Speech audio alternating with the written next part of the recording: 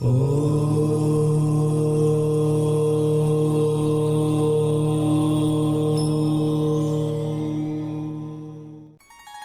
অন্ধকার থেকে আলোর পথের দিশারি, তিনি একাধারে ব্রহ্মা, বিষ্ণু, আবার মহেশ্বর।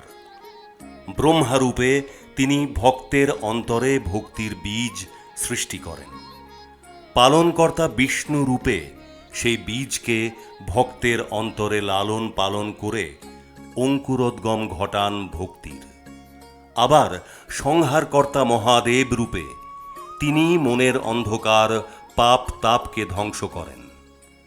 স্বয়ং ভগবান শ্রীকৃষ্ণ কলিযুগে গুরু রূপে প্রকাশ হয়ে ভক্ত বৈষ্ণবজনকে কৃপা করেন।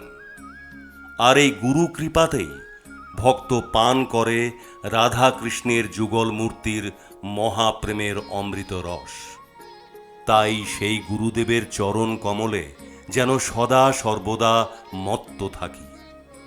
ঠাকুর সবার মঙ্গল করুন। জয় রাম।